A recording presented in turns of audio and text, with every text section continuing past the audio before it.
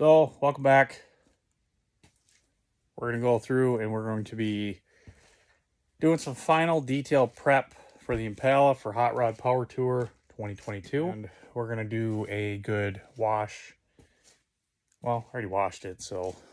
But a good wax. And we're going to remove some of these little itty bitty scratches on the bumper to see what we can get cleaned up a little bit. So, let's get into it. So now we're going to get into the touch-up paint. Bought this AC Delco touch-up lacquer paint. Dark Chair Metallic. 9800 Amazon. It comes in with like this little spaceship looking thing, and that's on there, and then got that tip on here and whatever else. So this tip is an abrasive tip, and if you got a really deep chip, you would scrub it up, scratch it up, get all the crap out of there. Then you open it up, and that's a paint tip for paint. And the backside's got some clear coat. So I'm going to go around the car, find a chip on the lower part, see how this does. I might just have to sacrifice and do that one right there. And see how well it color matches. So I did take the tip, and I just barely got in here. Just kind of gently knocked some stuff out of the way. Next, shake up the paint pen. Get in there and you just kind of dab it. It's like a marker. And it has paint flowing in it at some point. It's supposed to. I mean, it did a second ago. Why isn't it working now? There it goes. You can see it flowing in there.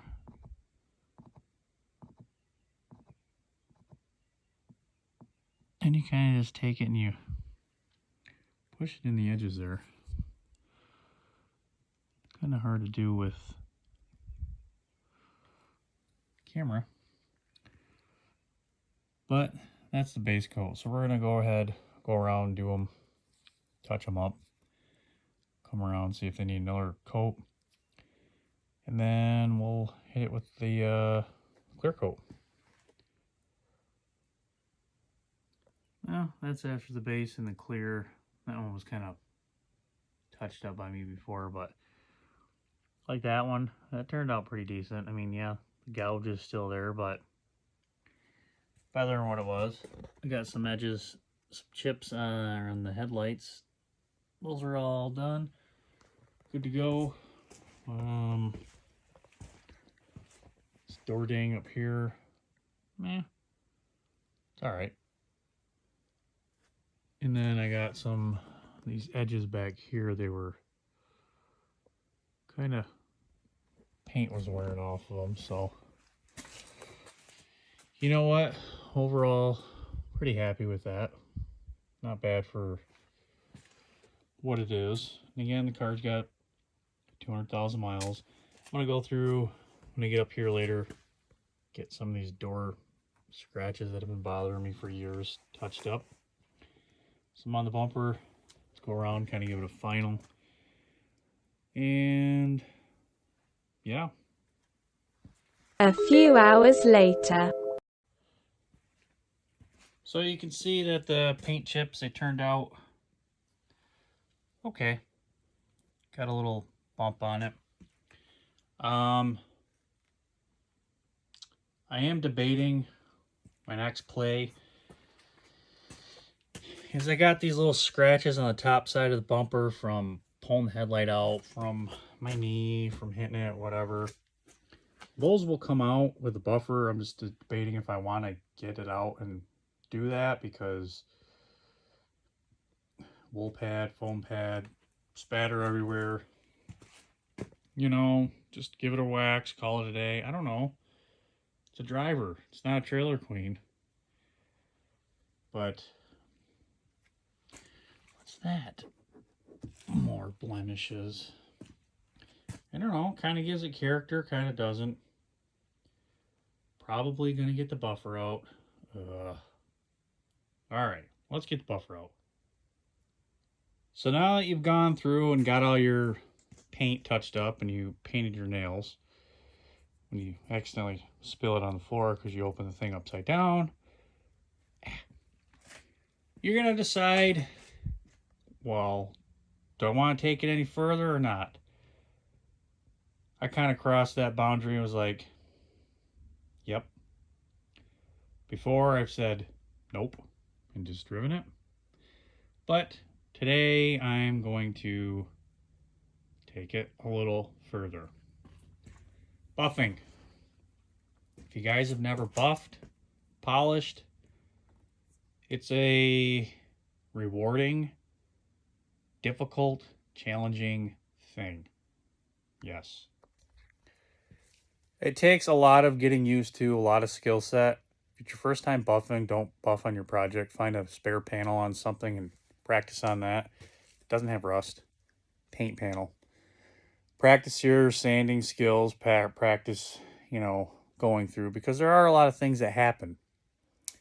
One is you have to go through, identify your paint, see what kind of paint you're working with. If you got acrylic, lacquer, base coat, clear coat, water base, whatever it might be, you got to figure that out. Two, you got to decide how intense you want to get with it. Do you want a mirror finish? Do you want factory finish? Do you want to go through and just get the little dirt nibs out because you just painted it? Or three, you just leave it alone. Or is that four? I don't remember. I lost count because I'm babbling. But anyway, those are kind of the things you got to go through when considering buffing. So for paint conditions, when this car does get repainted at some point, I will buff it to a mirror shine. Yeah, it looks decent now. It's shiny. But when I say I want a mirror shine, if you go ahead and look at that light right there, you can of course see all those little scratches and whatnot. But you got to look beyond that. You see how it's got little wavy features on the edge here as I move the camera, it's like waving at you. That's what they refer to as orange peel. And if you zoom in close, see if I can get the camera, that's factory. When you spray any kind of paint, you're gonna get orange peel. It's how the paint dries. It's just natural occurring. That's what the little waviness is in there. And as you guessed it, it looks like the surface of an orange. Some's not as bad as others. Some lies more flat. Some will not, but orange peel, that's first thing you consider. Now, if you wanted to get rid of that orange peel, you can, because all they are, if you think of paint, body surface flat, and when you put paint on it, it makes these ridges, up, down, up, down, up, down. And what you're seeing is the peaks and valleys of all these little orange peely things, like the surface of an orange, on a small scale. You can take sandpaper and cut down the ridge tops and get the tops closer to the bottom of the valley. And then you take your buffer and you can buff it and polish it. And if you're really good and you got enough clear coat and everything on there, you can make your car a mirror finish. I will drop my 96 Impala right here. And as you can see, here's the front end of it. I put ghost flames on it. I wet sanded and I buffed flat. When I repainted it, sprayed it in the booth, it was still taped off. I brought it out. I wet sanded everything flat, and I brought it back in the paint booth, and I sprayed another coat of clear coat on top of that. So I had 2 coats of clear coat on it. Brought it back out again, and wet sanded it all flat again, and then I started buffing. As you can see, the results are pretty decent. Of course, this was 2001, 2002, so obtaining that kind of a mirror finish on a factory style paint or a car that you don't know how the thickness the paint is, or it's been worked on, anything's possible, but you're gonna happen to likely burn through on stuff. And when someone refers to something as burning through, That means either you're wet sanding along one of these edges, or here, or a piece of plastic on the bumper or something with a wet sanding or dry sanding, however you're sanding it. Or you're taking the buffer and you buff through and you spin and it burns through a little edge of the paint. And what a burn through mark does, it usually happens around edges. And it's just that you burn through the surface of the paint down to what's underneath. So that is not good. You don't want that. And the likelihood of that happening is higher on a car that's either factory paint, or if it's just something you don't know it's sprayed, because you don't know how many layers are on there. Yes, you can get a mil gauge magnet and see how many mils of paint are on there, but you're still taking a risk. So other little impurities that you're going to end up getting are dirt nibs. See them right there? Those little things in the light? That and that. Those are actually paint dirt nibs. And what those are is, my hood has been sprayed before. And you get a body shop and they're just like, whatever, they don't wet down the floor or whatnot. And they start blowing the air gun. Well, the air gun starts blowing dust and debris and everything out, and it goes flying up in the air. And then you got your nice wet clear coat, and that little piece of whatever just decides to go boop, sticks right in your paint. It happens. I don't know. It's part of painting and whatnot. And dirt nibs, you can wet sand those out. Those are really easy. You can just take some sandpaper, trying to focus on there on the light, and just sand it out till it's nice and smooth, and then buff it. You know, when I worked at the body shop, that's all we do. Is our job was to eliminate dirt nibs and fish eyes, and we'll talk about fish eyes here in a second. Eliminate these dirt nibs and leave the orange peel as factory as we can, because we wanted to make the car factory. We weren't doing any custom jobs. Well, I wasn't, my personal stuff, but you wanted to leave customers' cars, their paint factory. So the other thing, as I mentioned, are fish eyes, which don't let a chip that got painted over. Where's it at? I don't know if you can see that one right there. That's a chip that was painted over. Kind of resembles a fisheye, but it's not. A fisheye is right here. And what a fisheye is it actually looks like the surface of a fisheye. And again, you're spraying your clear coat, and you have some contaminants in the gun, whether it's oil, compressor, whatnot, in the line. And it blows some kind of oil into the paint surface, and it rests on there. And when it evaporates and dries, it leaves a little divot. It looks like a fisheye. Those, again, you can correct them. You can flat sand them, buff them out. But they don't bother you, they don't bother you. I mean, you can see I've had this little section forever, and it's hasn't bothered me since. I just keep going. So, the other thing you'll get with the repaint or respray or spraying normal is you get runs.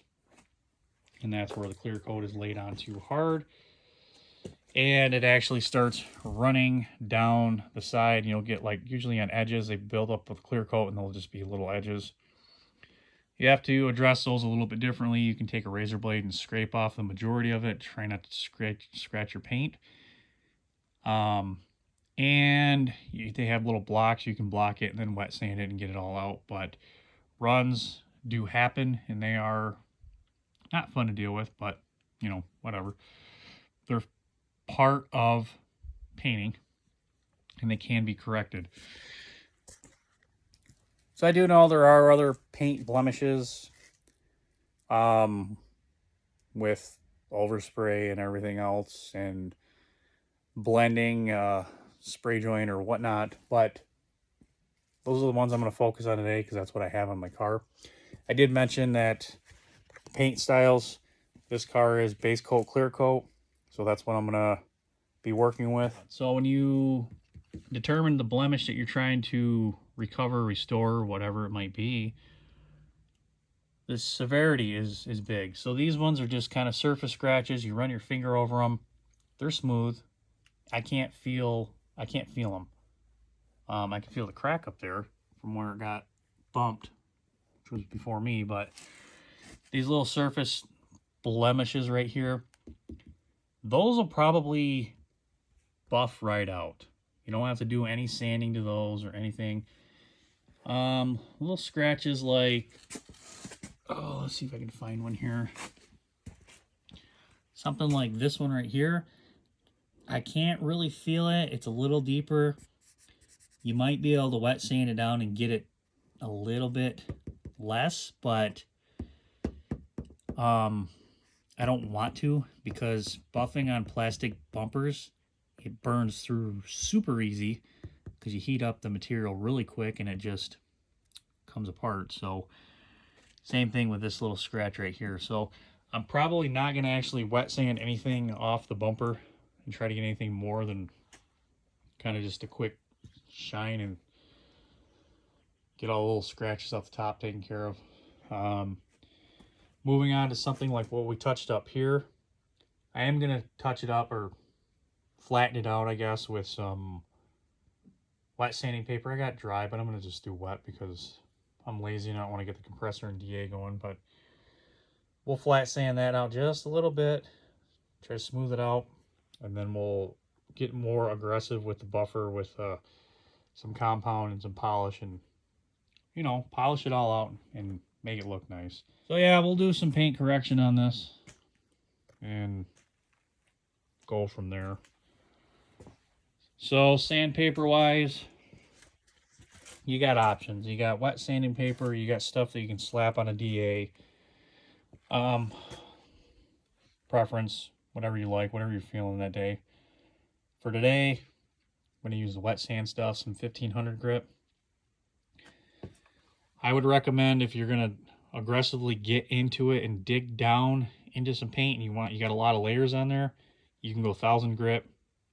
You do want to go back over it with 1500 grit, and then from 1500 grit you want to go to 2000 grit, because the more you make it smoother with sandpaper, the less digging you're going to have to do with this and the less burn through chances you possibly could have.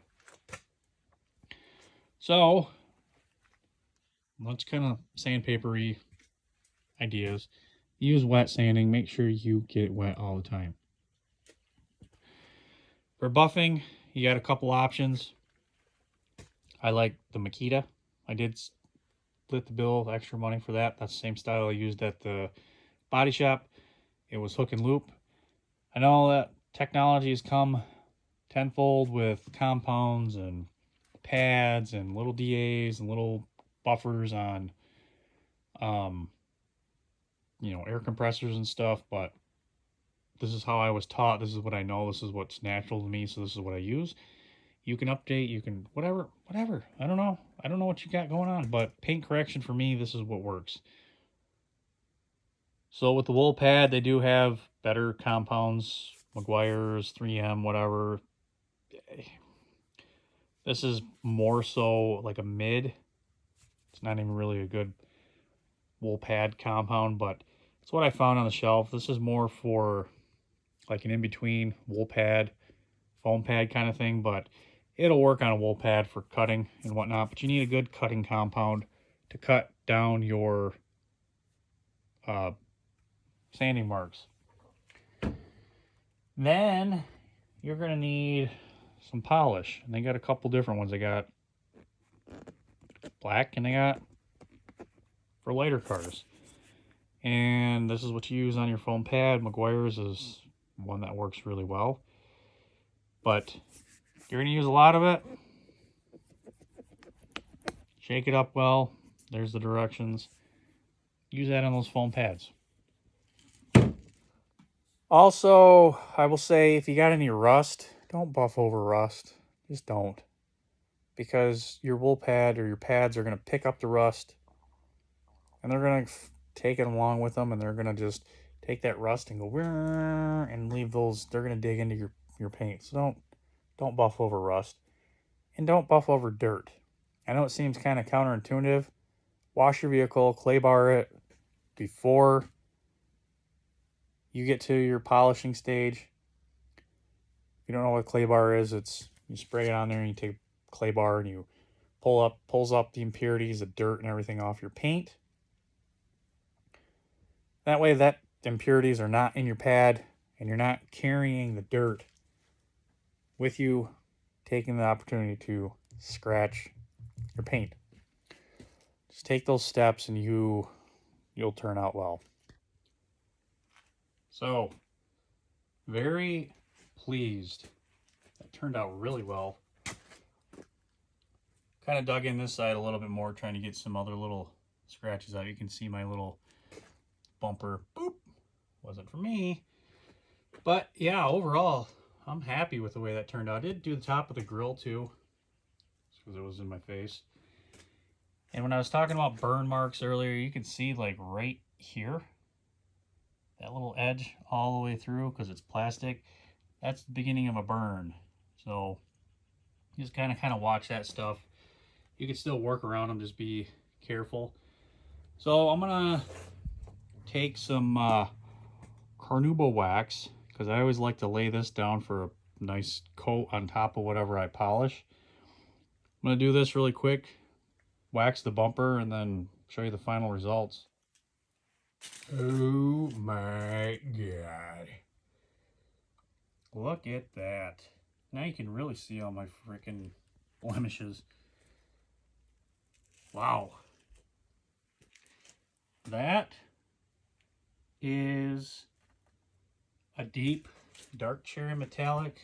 It's almost making me fall back in love with this color. Holy crap. Yeah, I'm happy with that.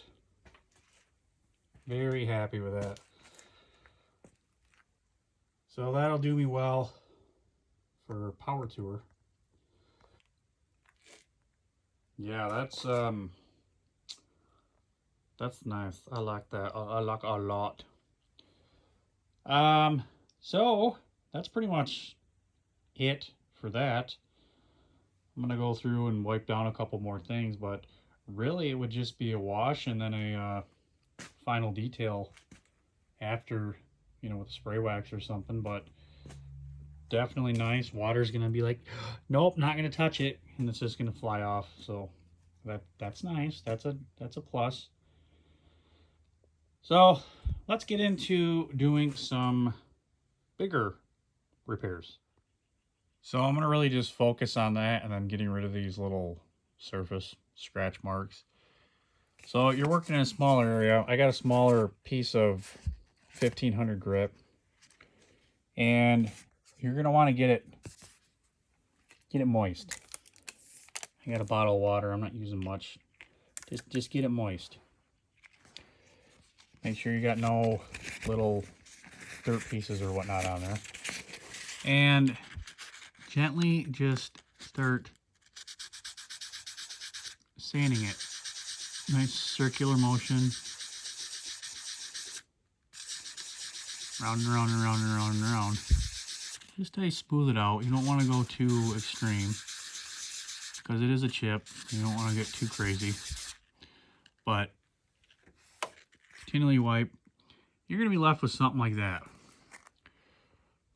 So you can still see where there's low spots, and what we're sanding away are the high spots. Low spots, of course, are in the clear. You can work that down a little bit more. I'm probably going to do a little bit more. Or you can leave it. But yeah, that's usually what you want to do.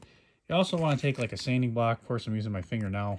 If you're using bigger areas, like on the flat surface here for the whole thing to make it look like a mirror, go bigger, or go with the block and bigger strokes, crisscross pattern and whatnot. But since I'm just focused on this little tiny area right here, I'm just using my finger because I can, and I'm lazy. You know how it works by now. You can see how the clear coat that we just wet sanded off went red, and that means we're down to the paint that we put on there at some point. So whether we got a thin spot from what we put on there, or we burned through the paint down to the original base, that's what we ended up doing. And if you look closely, yeah, I think we think we got it right there. We might have to do another touch up on it, but either way, I'm going to go through, do the couple spots that I think I want to do, and then move to the next step. Before I get into the next step, though, run your finger over it when it's dry, and you'll feel when it's flat.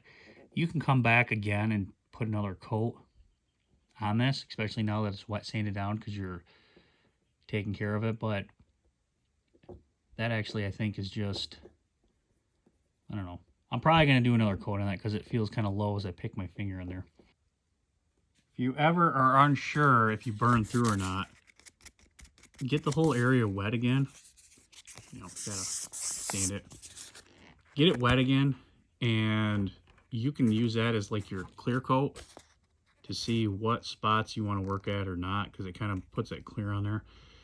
We did get it through, so I'm going to go ahead and dry this up just like that. And I'm going to touch that up with some more paint, put some more in that valley there.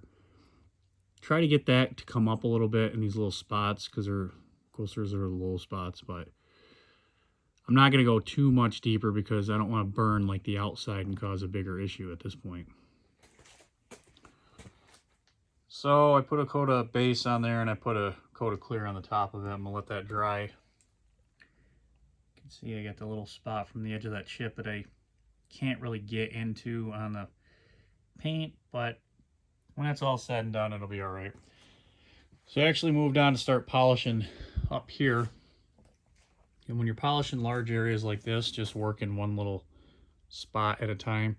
Go back and forth, up and down, just go back and forth, let the polish work it, do its thing. It's going to take you a while, but you can see over here, we got swirl marks, scratch marks, and that's what we're polishing out over here. So we're going to go through and finish doing up my little sides of the hood here and go to that side of the hood, and then we'll see where that's dry or not. All right, so this half of the hood is done. You can see my line where I cut it, and you can see this side of the hood is not because of that, but you can see the difference. I mean, that's just all those marks, like the halo and the light there, versus no halo on this side. So polish really did something. Pretty happy with that. Next day we're at it again. That's cured for 24 hours there. We're gonna go ahead and wet sand that down just to get it a little bit more flat. Kind of feather edge out the sides there, but let's get it sanded. It's probably about the best I'm gonna get it without trying to really burn through the outside paint, because I don't want to go through the edge here. So I'm gonna add it with a buffer now and see what it looks like. All right, so I got the fender done, I got the hood done, and you can see it's not terrible. You can't really, I mean, you can tell, but you can't.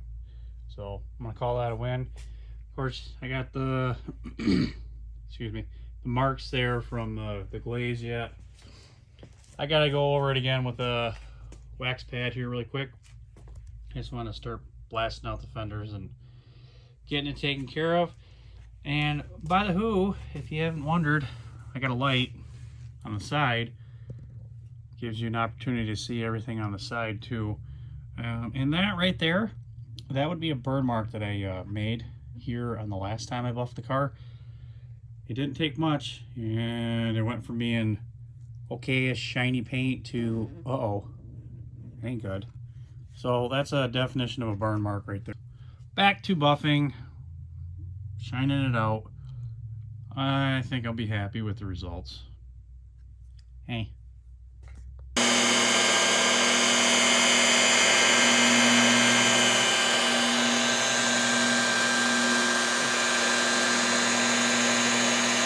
I hate rough. All right, so foam pad, foam wax pad. She is looking dialed. Got some scratches off the mirror. Nice and pretty. And roof turned out nice. trunk turned out really well. Taillights even shined it up. And all on the side. So I even went to it into the extreme to polish up the bottom pans down there. But yeah, she's a mirror. I'm happy. So next step is going to be kind of wash it up, get some of this gummy stuff up off there, wipe it down. And then it's going to get a final coat of wax. And I'll probably call it good. Nope, I lied. I got to go through and remove all compound and polish out of these cracks and jams and stuff because it builds up. Doors, let's see here, emblems, they get kind of coated when I polish, so a lot of final detail stuff, but we get her. So that's gonna wrap this video up. Gonna have to wait till one of my next videos coming out. See that thing all waxed up, polished up, and pretty, ready to go. Thanks everyone for watching. We'll see you later.